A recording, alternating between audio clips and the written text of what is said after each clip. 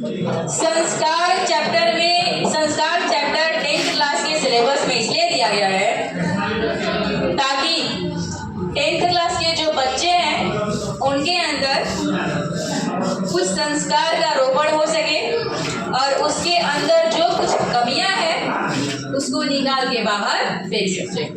इसलिए चैप्टर आपके सिलेबस में दिया गया है। ठीक है, अब आइए देखते हैं संस्कार होता क्या है। आपसे क्वेश्चन पूछेगा संस्कार का मौलिक अर्थ क्या होता है। क्या पूछेगा? संस्कार का मौलिक अर्थ क्या होता है। समझिए मौलिक अर्थ, ये 2 नंबर का क्वेश्चन पूछता है। मौलिक अर्थ पूछेगा आपसे 2 नंबर में, तो आपको लिखना है कि संस्कार का मौलिक अर्थ किसी भी व्यक्ति के अंदर की दोषों को निकालना और उसके अंदर गुणों को समाहित करना, इसी को हम क्या बोलते हैं? मौलिक अर्थ बोलते हैं। मान लीजिए कोई छोटा सा बच्चा गाली दे रहा है, ठीक है, हमने उसको सिखा दिया कि गाली मत दो, ये अच्छी बात नहीं है, और ये बात उसको समझ में आ गया, उसने गाली देना छोड़ दिया, तो यही संस्कार हो गया। यानी उसके अंदर जो गलत चीजें थी उसको हमने क्या कर दिया? बाहर निकाल दिया, और जो अच्छी बातें थी वो क्या कर दिया? अंदर डाल दिया। अगर हम स्कूल की बात करें तो कितना होता है? 16 होता है। ठीक है, ये 16 एक बार नहीं किए जाते हैं, ये 16 का टाइम टेबल है। ये 16 जो है संस्कार वो कब कब किए जाएंगे और किस तरीके से किए जाएंगे, इन सबको बांट दिया गया है। जैसे अगर हम दवाई लेते हैं तो क्या दवाई एक ही बार खा जाते हैं? नहीं। मान लीजिए बुखार लगा है, ठीक है, बहुत ज्यादा बुखार लगा है, बहुत ज्यादा बुखार लगा है, तो दवाई लेंगे तो एक ही बार सब खा जाएंगे क्या? इसका टाइम टेबल होता है ना, सुबह खाएंगे, शाम को खाएंगे, फिर दोपहर में खाएंगे, या एक ही बार खाने से थोड़ी हम ठीक हो जाएंगे। उसी तरह से हमारे पूरे भारतीय संस्कार की बात करें तो कितना होता है? 16। सबसे पहले होता है जन्म से पहले। कब होता है? 3 होता है। जैसे ही बच्चे घर में आते हैं तो क्या किया था, आपको देहात में पता होगा कि जब महिला इस अवस्था में रहती है तो क्या होते हैं, रात के टाइम उसको अकेले नहीं छोड़ते हैं, या फिर रात के टाइम बाहर नहीं जाएगी अकेले, ऐसा चीजें सुनते हैं आप। या फिर क्या बोलते हैं, ज्यादा दिन तक किसी को बताया भी नहीं जाता है, नजर वजर लग जाएगा, ठीक है। या फिर ऐसा चीज होता है, इस अवस्था में क्या होता है कि स्त्रियों को ज्यादातर खुश रखा जाता है। क्या कह रहे हैं? माने कि ये जो टाइम होता है वो स्त्रियों के लिए गोल्डन पीरियड होता है। क्या होता है?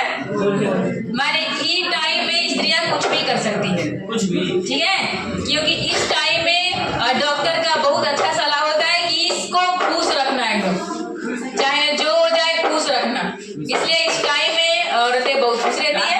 सब कुछ मतलब जौन का एकदम खरीद देना, जाके एकदम घुमा देना, जौन का एकदम खिला देना, और क्या चाहिए। अब आइए, अंदर खुश नहीं रखोगे ना तो बाहर निकल कर तुमको दुख देगा, समझ जाओ। तो लोग ये बता रहे हैं, तो लोग आगे चल के जिम्मेदार नागरिक बनना, खुश रखना, ठीक है, एकदम खुश रखना। और एक बात सुनिए, आपने सुना होगा, क्या बोलते हैं महाभारत में अभिमन्यु के बारे में सुना हो? उसमें क्या होता है ना, देखिए, जब बच्चा गर्भ में रहता है किसी भी स्त्री का, तो स्त्री को अच्छा अच्छा काम करना सिखाया जाता है, ठीक है, ताकि जैसे मेहरानू रहेगी लाइक वो ऐसे ना पैदा होगा। हाँ, जान लो, तुम्हारे लिए बहुत जरूरी है। एक और टॉपिक देखो, अभिमन्यु के बारे में आपने सुना होगा। देखिए उसमें क्या हुआ था। जब अभिमन्यु की माँ गर्भ से थी, ठीक है, तो अभिमन्यु अंदर था, ठीक है, तो उस टाइम क्या हुआ था कि अभिमन्यु के जो पिता थे वो कुछ क्या बोलते हैं, चक्रव्यूह तोड़ने के कुछ तरीके बता रहे थे, ठीक है, निकलने के। उस टाइम क्या हुआ था कि जब तक अभिमन्यु की माँ जगी हुई थी तब तक बेचारे अभिमन्यु अंदर से सूंघ रहे थे क्या क्या नियम कानून है। मारेंगे जरा पुत्रों मत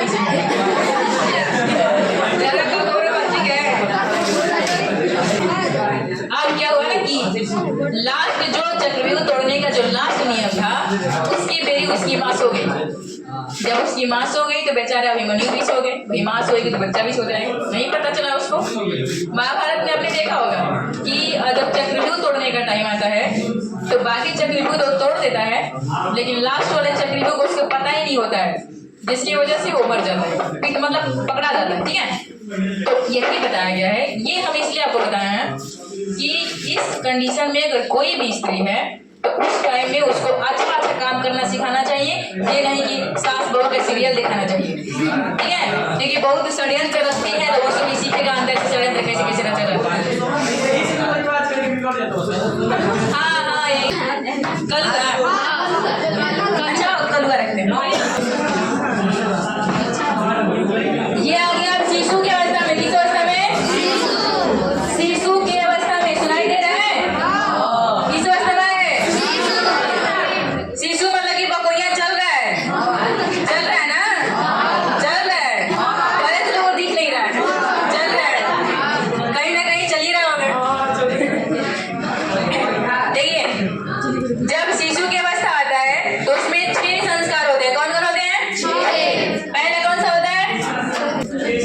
जब बड़ा हुआ तो क्या क्या हुआ इसके साथ समझिए। बेचारा भी छोटा था, नहीं समझ में आ रहा था, अब समझ में इसको आएगा। नामकरण मतलब होता है कि नाम रखा जाता है, नाम रहना चाहिए ना।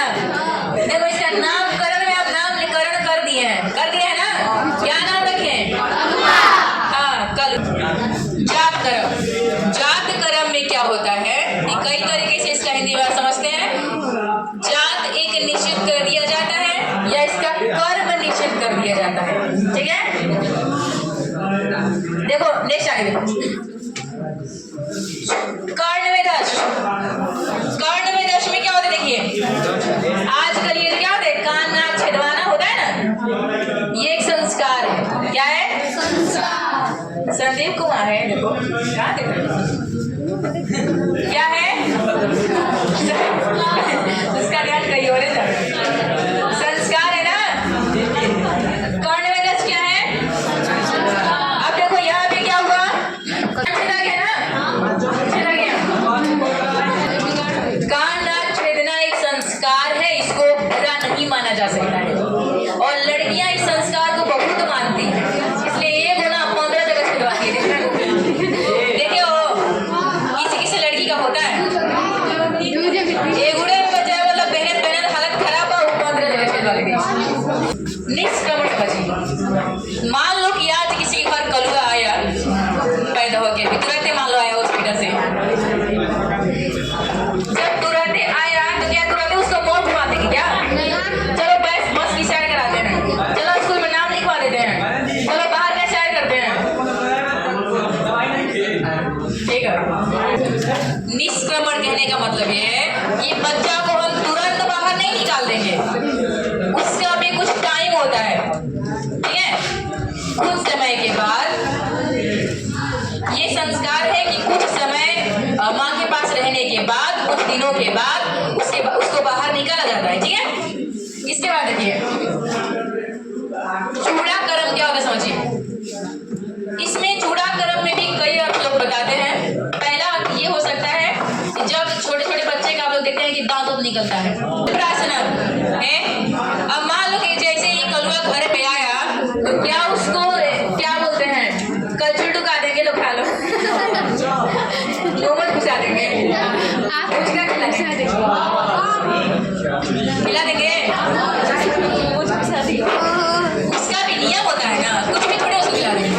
अन्नप्राशनम होता है जिसमें बच्चा को पहली बार कुछ अन्न का दाना खिलाया जाता है, जिसके बाद से वो खाना खाना क्या करता है, शुरू करता है।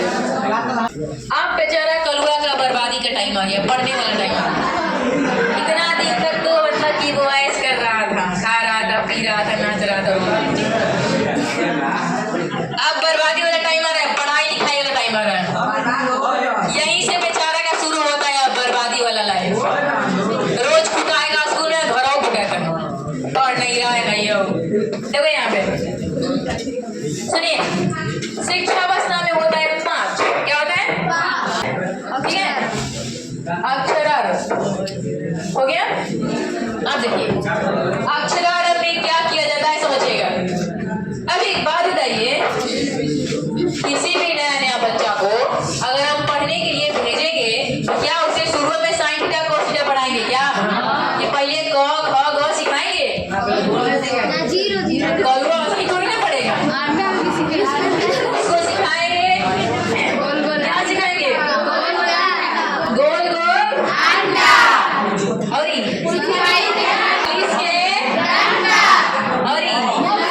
बिलाई के मामा जी के। पहले किसी भी बच्चा को छोटा छोटा अंक लिखना, अक्षर लिखना सिखाया जाता है। इसके बाद धीरे धीरे धीरे धीरे उसको क्या होता है, पढ़ाई जाएगी और बढ़ता है। ठीक है, तो क्या होता है, उपनयन संस्कार आजकल नहीं होते हैं, पता है? समझिए उपनयन संस्कार में क्या होता है कि जो गुरु हैं आपके, वो आएंगे आपके घर और आपके बच्चों को उठा के लेके जाएंगे, अपने कुटिया में रखेंगे, वही जे काम करवाएंगे, वही जे पढ़ाएंगे। फिर रामायण में देखा था इसमें। इसके बाद क्या होता है, वेदागम में क्या होता है कि बच्चों को वेद की पढ़ाई कराई जाती है। आजकल किसान मैंने पता है क्या होता है, गुरु के घर में पहली बार क्या होता है, मुंडन होता है। गुरु अपने घर में बच्चा का बाल छिलवाते हैं, उसे मुंडन कहते हैं। और एक बार गुरु के घर में पहला जो ये किसान थे उसको एक और नाम से हम जानते हैं, जिसको हम बोलते हैं छोर कर्म। क्या बोलते हैं? छोर कर्म। ठीक है, नेक्स्ट जो पांचवा है वो है समावर्तन। क्या है? समावर्तन। समावर्तन में क्या होता है कि बच्चा पढ़ लिया है, बच्चा बड़ा हो गया है, गुरुजी को भी समझ में आ गया है, कुछ कुछ हरकतें देख के, या बच्चा बड़ा हो गया है, पढ़ाई खत्म हो गया इसका, तो गुरु को कहाँ लेके जाते हैं? उसके घर लेके जाते हैं। कलवा बड़ा हो गया जी, खोज लो, खोज लिया है सही में ना, वो बता दो लेते आरती सही में लिख दी, लिख दी, देख लिया। अब कलवा का बिया होगा, बिया में कर्म कांड क्या क्या होता है वो समझो। अब बिया भाई इसका बिया होता नहीं दो बाद में बतिया ना। अब बिया करते हैं इसका, हाँ जय माँ देखो बिया बिया में एक पिता बहुत दिन से पाल पोस के इतना बड़ा करके इतना, और कलवा को दे रहे हैं। भाई सोचने वाली बात, मंडप निर्माण बने, हट के मंडप बना जाता है जिसमें कलवा बैठेगा और संगे संगे उसकी मेहरानू बैठेगी। भाई है बिया तुम्हारा कैसे भी हो मायने नहीं रखता है, लेकिन भाई हवन करना जरूरी है। हवन नहीं करोगे तो बिया तुम्हारा सफल नहीं होगा, इसलिए हवन करना जरूरी होता है। कलवा का माड़ो बन गया। नेक्स्ट हवन हो गया, हवन हो रहा है, स्वाहा कर रहा है, इसलिए बहुत खुश है, अंदर अंदर बिया हो गई। ठीक है ना। एक और, लड़की के घर में लड़कों वालों का स्वागत होता है। अब वो लोढ़ा से परिचय करे चाहे जौन भी हो, लेकिन स्वागत करता है। अब भाई वैसा हाल द्वारा इसे बेकराई देना चाहिए देखिए। एक और परस्परम निरीक्षण माने क्या होता है देख लो। कुछ टाइम के लिए तू लगा बहुत गोल्डन पीरियड आ रहा है, इस टाइम के लिए कल बहुत बेसब्री से इंतजार कर रहे हैं। देखिए तो क्या है, अरे उसके बिया में तुम क्या फंड रहा है, मतलब क्या है समझ लो। अरे समझ लो, बिया में कुटा जाएगा, समझ लो, बता रहे हैं अच्छा से। परस्परम निरीक्षण कहने का मतलब यह है कि जो दुल्हा है और जो दुल्हन है उसको कुछ टाइम के लिए इस संस्कार के अंतर्गत मौका दिया जाता है कि देख ले दूसरे। ठीक है, गोबर में हाँ पता है इसको, गोबर कि देख लो कितना खूबसूरत मिली है, समझ में आ रहा है। और भी देखे पास सही नहीं होगी कहाँ से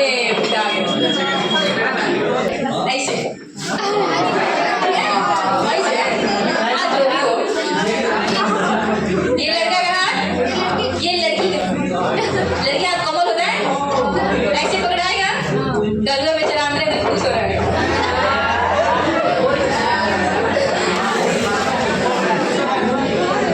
लेकिन कोई बात नहीं,